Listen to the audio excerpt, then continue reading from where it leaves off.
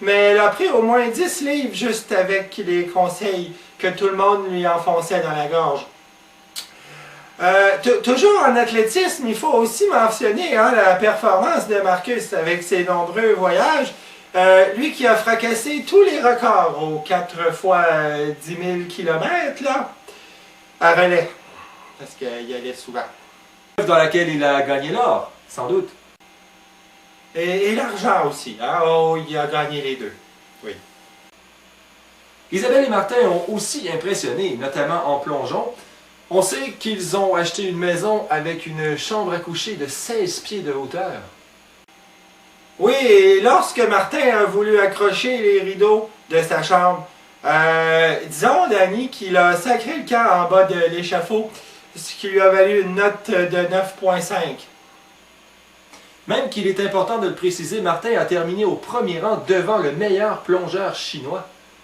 En effet, Danny, le même soir, Isabelle avait commandé des egg rolls, et le livreur qui n'avait pas remarqué la maison n'avait pas vu qu'elle était toujours privée d'escalier. Si je ne m'abuse, un plongeon de 9,2, je crois. En fait, on lui a donné 9,25 avec pourboire. Sans compter que Martin a également triomphé au lancer du marteau. Ben, triompher, c'est-à-dire que c'est juste que comme Martin a acheté une maison clé en main qu'on appelle, il ne savait plus trop quoi faire avec son marteau. Alors il l'a pitché au bout de ses bras et résultat, médaille de bronze et mur en plâtre.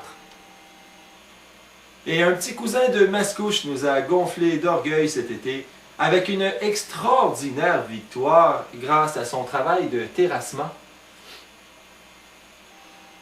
Oui, Marco nous a toujours habitués à un dur travail, hein? Et cet été, ça n'a pas échappé à la règle avec des semaines de plus de 60 heures, ce qui lui a valu une immense récompense dans la catégorie du hockey sur gazon. Malheureusement, Serge, il n'y a pas eu que de bonnes performances dans la famille à ces jeux, si je me souviens bien, notamment au lancer du disque. La récolte a été désastreuse encore cette année. Invariablement. Depuis plusieurs années, la pression est très très forte sur les épaules de Karine pour le lancement du disque, là.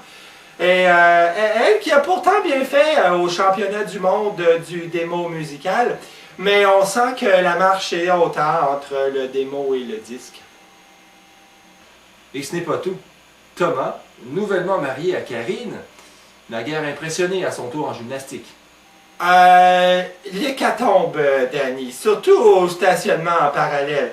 En fait, en plein air de pointe, que les gens comprennent bien à la maison, là, sur la rue Saint-Denis, disons que Thomas a effectué un voyage en U qui lui a coûté à la fois une médaille et plusieurs points de démérite.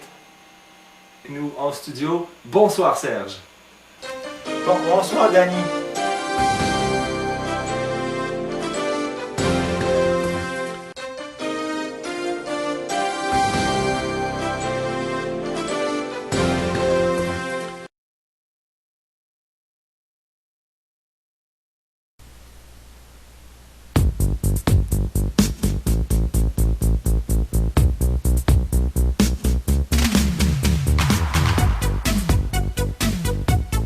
Je suis tombé amoureux de cette chanson-là dans un film de Hugh Grant, Music and Lyric. Je la trouvais à la fois belle, drôle, quétaine. Bref, ça me ressemblait beaucoup. Et j'ai eu l'idée de faire un vidéoclip, probablement le seul de toute mon illustre carrière. L'idée, c'était de passer un peu en revue les étapes quétaines d'un gars déprimé qui s'ennuie de sa blonde puis qui a hâte de la revoir. C'est une journée dans le sous-sol avec Thierry qui courait partout. On s'est vraiment bien amusé à faire ça. Fallait le voir en répétition avec sa guitare qui l'accompagnait, c'était tordant. Petit close-up ici, très important. Montrer toute l'émotion. On a filmé ça à Boucherville, Marie-Ève et moi. C'est une maison qui est abandonnée. C'est presque Varennes même, là.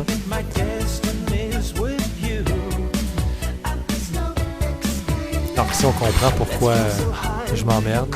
Je me tourne une cote les cheveux. C'est évidemment inspiré de ma chérie. Donc, on a un petit peu emprunté la maison abandonnée pour faire notre tournage. Donc, on voit ici une excellente pop-up. L'intensité est au maximum.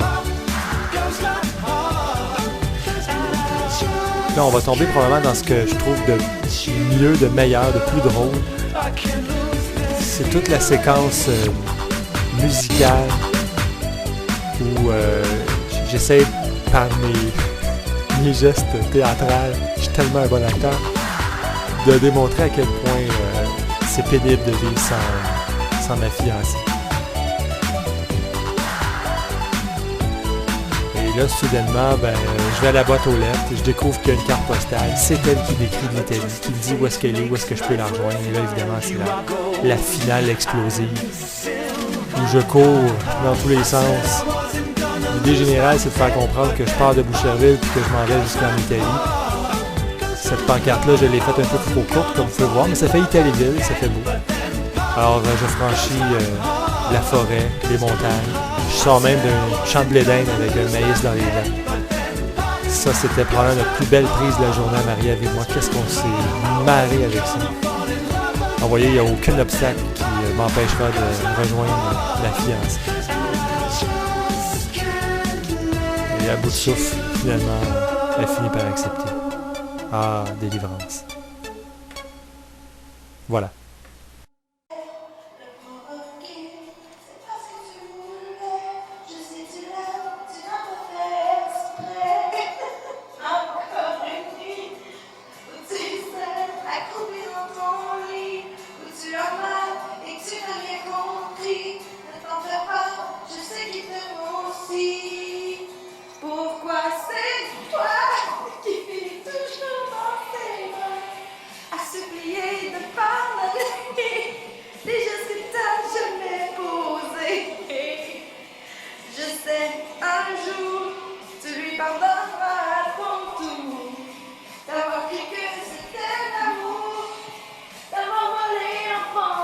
T'as toujours désiré. J'aime pas ça, mais on comprend, c'est la chanson. Assis tout seul dans le